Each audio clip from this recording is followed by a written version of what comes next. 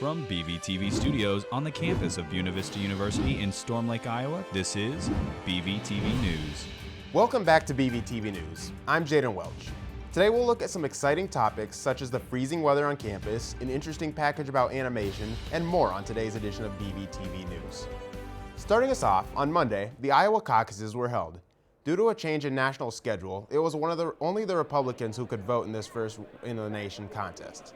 Despite the frigid weather, approximately 110,000 people came out to share their voices and opinions for who the Republican nominee for president should be. The types of things that I'm seeing now with the way the country's going is just, it's very disturbing. We need to have our voices heard, and this is one way we can do that.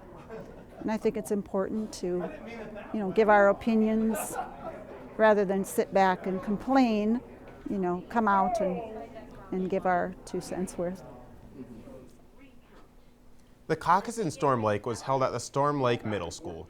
While there, the attendees listened to speeches by precinct captains advocating their chosen nominee. Following speeches, local Republicans cast their secret ballots, which were then tallied and reported statewide.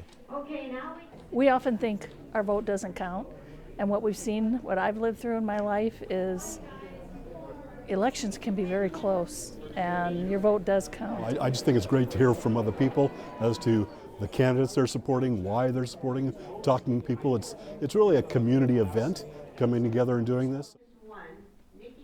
By the end of the evening, national and state news outlets reported that former President Donald Trump received 51% of the votes cast, beating his closest opponent, Governor Ron DeSantis, and former Governor Nikki Haley by more than a 2-to-1 margin.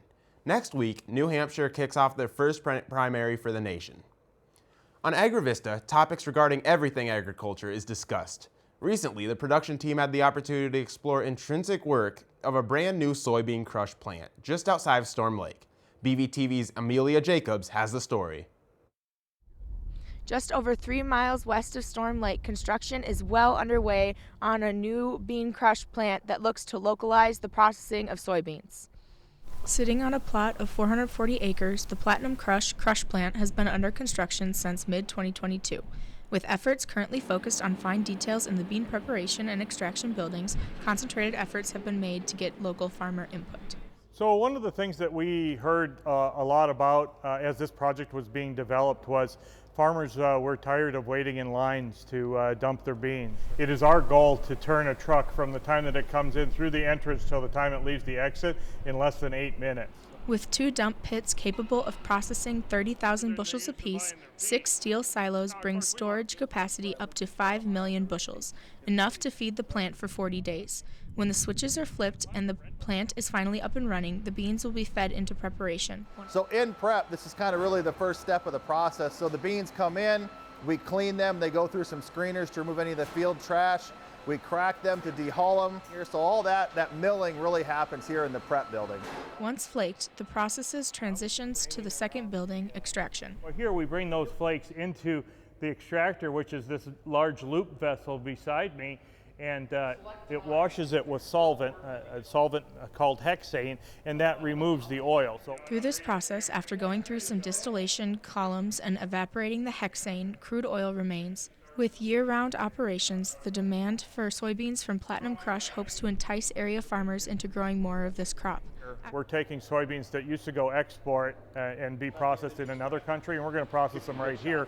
With a projected startup in the second quarter of 2024, Platinum Crush aims to elevate an already thriving agricultural industry in Buena Vista County.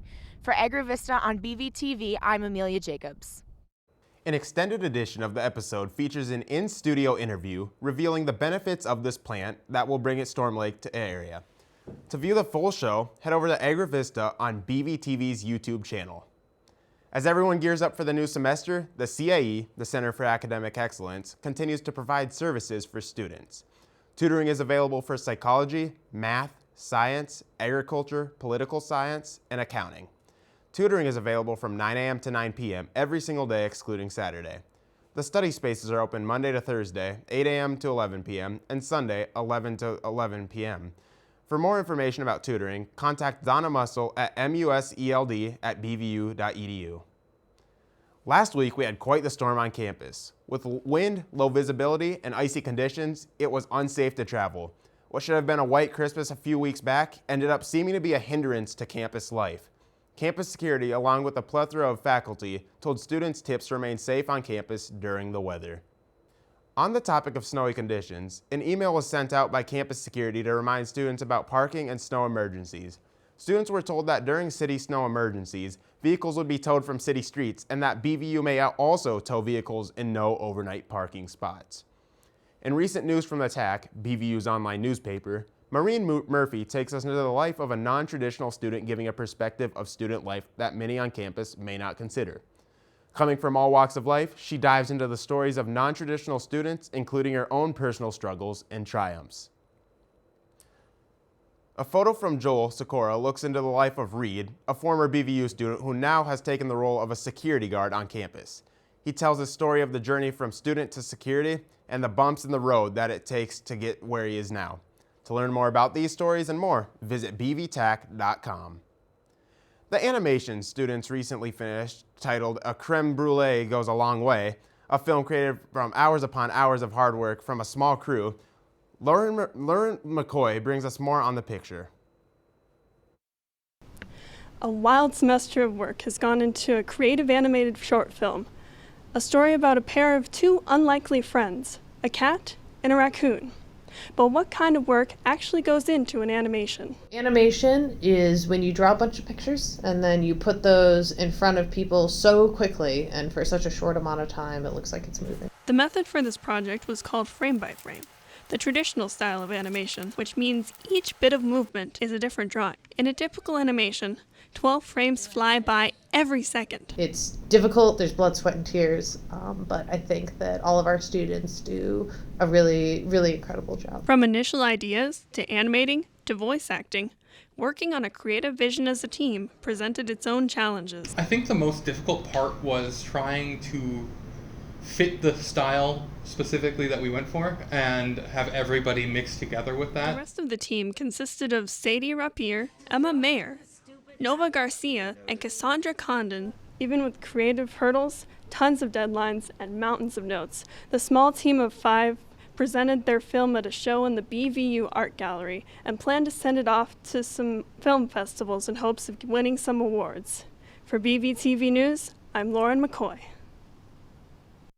Successful show, the animation team is excited to get into the capstone season to continue refining their skills and make bigger and better animations. The Valorant Esports team has been doing pretty well this season, and Overwatch team trials were just held recently. But what does the esports space really look like? We have 3 rooms in the esports department. We have 2 rooms next to each other in the hallway, and then we have the room that we are in right now. We call this room the ballroom. There are chandeliers in the ceiling, so we wanted to be a little fancy with it. But the other rooms, we have our original room, which is the first room we got when we started esports. And then we have the console room, which is where all of our console games play, and that's also where our streaming computer is. So if we stream a video game, that's the room that we're streaming out of. In the original room, we have Overwatch, Valorant, Rainbow Six Siege. And then in here we play Fortnite, we play League of Legends, we play Rocket League. That's what they play over there. And in the console room we have Super Smash Bros. Ultimate, we have Madden, FIFA, NBA, the sports games that are on console. And then we have a couple other games that don't really play in a particular room. A lot of the members play from their own rooms. I know a lot of Rocket League players play in their rooms, and a lot of League of Legends players play in their rooms as well. If you're thinking about joining esports, talk to somebody about it, because we would love to have more players. The space has grown a great deal from one room only a couple years ago. The team's growing enough to spread their wings and extend their reach into 3 separate spaces. And on that note, it looks like that's all we have time for today on BVTV News. Thank you for tuning in, and we'll see you next time.